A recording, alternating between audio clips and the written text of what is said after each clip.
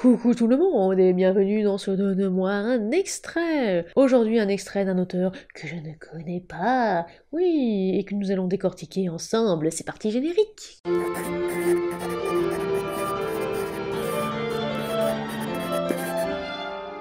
Pour ne louper aucune vidéo, abonnez-vous et activez la cloche. Et je remets effectivement mes lunettes parce que sinon je ne vois rien. Aujourd'hui c'est un extrait du Labyrinthe de Solaris, le tome 1, Mathilde, que je vais vous proposer. Je cite ce qu'a mis l'auteur. Il s'agit du prochain roman d'une saga, mais les premiers épisodes peuvent être lus chacun séparément. Chacun d'eux montre des personnages différents et une fois qu'ils seront tous présentés, ils finiront par se rencontrer et là, eh bien nous avons 3 petits points. C'est donc un texte de Vandarion Dorépé, si je le prononce bien, je sens que je vais encore me faire un petit peu fouetter. Attention, c'est parti pour la lecture. Mathilde, c'est encore loin? J'ai l'impression qu'on est perdu. Non, non, on est presque arrivé. Il ne reste plus qu'à trouver le point de repère. Alors ne va pas si vite. Avec cette fichue robe, je n'arrive pas à suivre. Adélaïde de Galmore portait en effet l'épaisse robe blanche des novices du couvent de Saint-Perceval, ainsi que la coiffe réglementaire qui dissimulait ses cheveux. Le peu qu'on pouvait voir de son visage ne laissait cependant aucun doute sur ses origines. Adélaïde appartenait à une noble famille et les soins qu'elle prenait de son visage en témoignaient. « Quelle idée de porter une robe pareille pour une balade en forêt !» répliqua Mathilde. « T'es même pas une vraie bonne sœur !» Mathilde, au contraire, portait une simple robe de toile semblable à celle de n'importe quelle paysanne des alentours. Peut-être un peu plus propre que les autres, car les sœurs n'auraient jamais accepté de servante négligée. C'était une fillette de plus ou moins 7 ans qui sautillait sur le chemin, là où sa compagne peinait à chaque pas. Ne sois pas insolente, c'est déjà assez pénible. Mon père, le duc Adhémar de Galmore, m'a imposé ce couvent jusqu'au jour où il m'aura trouvé un fiancé. C'est-à-dire un seigneur assez puissant pour représenter un allié et pas trop exigeant sur la dot. Et il n'a pas encore trouvé. En attendant, je dois me soumettre à la règle de Saint-Perceval et c'est déjà assez pénible. Oh, vous les vieux, vous passez votre temps à râler. Mathilde, j'ai 17 ans. C'est bien ce que je disais, à cet âge-là, la plupart des filles sont mariées et parfois mères de leur 2e ou 3e enfant.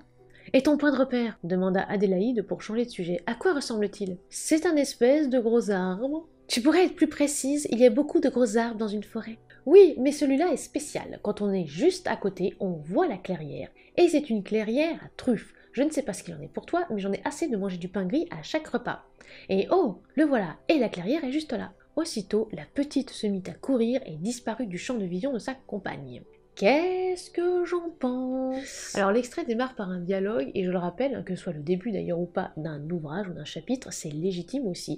On a un prénom, donc déjà j'apprécie de savoir avec qui je suis, et puisque le tome 1 s'appelle Mathilde, je présume que ça va être Mathilde du coup mise en avant. On a des informations d'univers, Adélaïde de Galmore portait en effet l'épaisse robe blanche, etc. Après on a un petit problème avec le va, ne va, etc. C'est de l'impératif, donc il ne doit pas y avoir de S, c'est une erreur de conjugaison.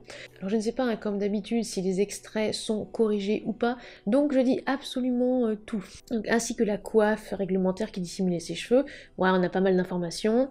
Un bon point après parce que je trouve que c'est assez fluide, même si le peu va être répété un petit peu plus tard, peu, un peu, c'est pas forcément non plus nécessaire, ou il aurait fallu peut-être un petit peu modifier.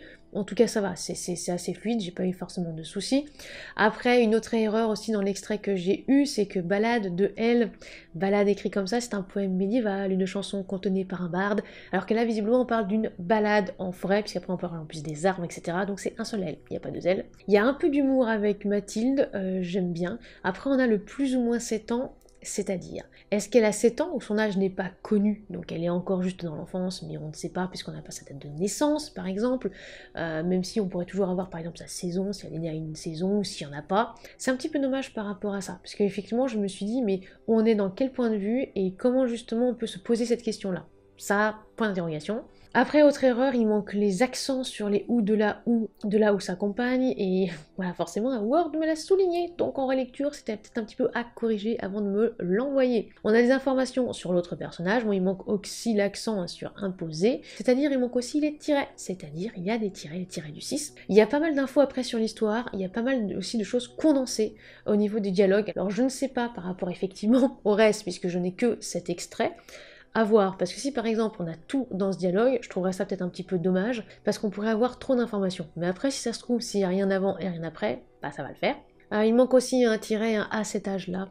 entre âge et là. Ensuite, bon, on part à la recherche d'un arbre, ça on a bien compris. On rebelote le manque de tiret entre celui-là pour celui-là. Je suis tout à fait d'accord avec elle au passage, hein, le pain gris ça suffit, même si, moi pour le coup, je ne sais pas ce que c'est qu'un pain gris dans cet univers, peut-être que c'est expliqué avant. Aussitôt, donc la petite se mit à courir, elle disparut du champ de vision de sa compagne. Moi j'aime bien, surtout que je fais exprès d'arrêter l'extrait là, comme ça garde un petit peu de suspense, vous ne savez pas ce qui va se passer, est-ce que c'est vraiment cet arbre là, est-ce que c'est une embuscade qui les attend? Eh bien ça, il faudra lire la suite chez l'auteur. Bon en tout cas, à part les erreurs relevées, j'aime bien le dialogue entre ces deux personnages. Après tout ce que j'espère c'est que ce ne soit pas un prétexte pour glisser des informations importantes.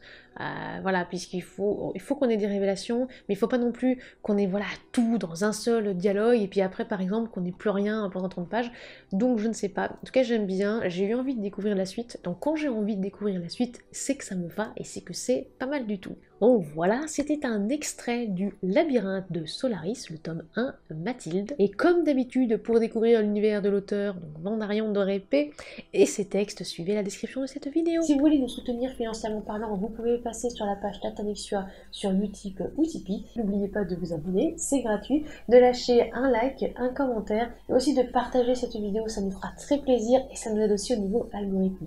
Et en attendant la prochaine vidéo, soignez votre plume.